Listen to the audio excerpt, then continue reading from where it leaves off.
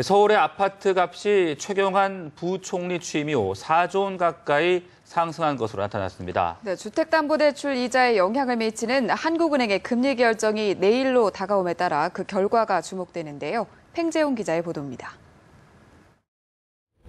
서울 집값이 오랜만에 움직이고 있습니다. 지난 6월 627조 원이던 서울의 아파트 시가총액은 이번 달 631조 원으로 무려 4조 원이나 증가했습니다.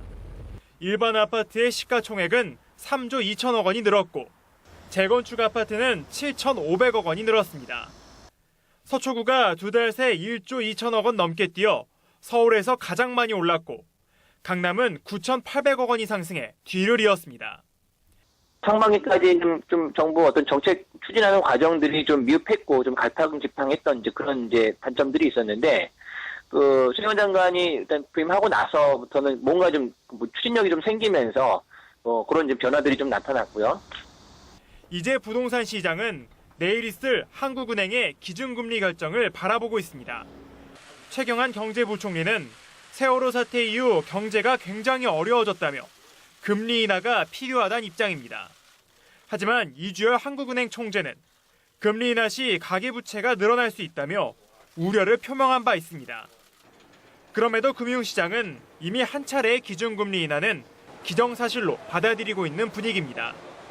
기준금리까지 인하될 경우 새 경제팀의 규제 완화 효과가 탄력을 받으며 부동산 시장은 더욱 꿈틀댈 것이란 전망이 나오고 있습니다. 뉴스와이 팽재용입니다.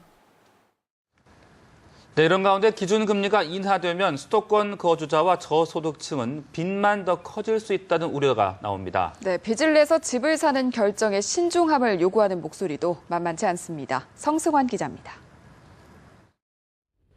주택담보 인정 비율 LTV와 총부채 상환 비율 DTI의 완화는 부동산 시장을 들썩이게 한 주요 원인입니다.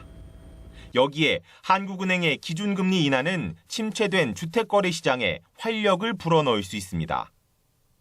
기준금리가 인하되면 가뜩이나 낮아진 주택담보대출 이자가 더 내려가기 때문입니다.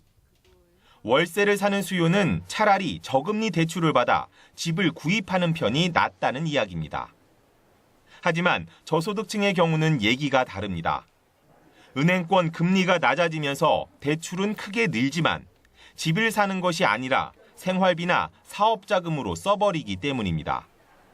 주택담보대출을 받아놓고 대출금을 갚지 못하는 하우스푸어가 늘어날 수 있다는 이야기입니다. 실제 LTV와 DTI 규제 완화만으로도 대부분 가구에서 대출금은 크게 늘어나는 것으로 나타났습니다.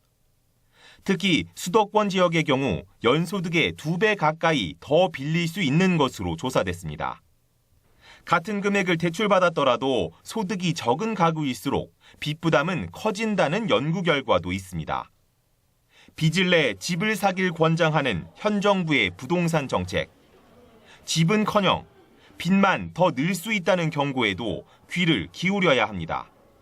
뉴스와이 성승환입니다.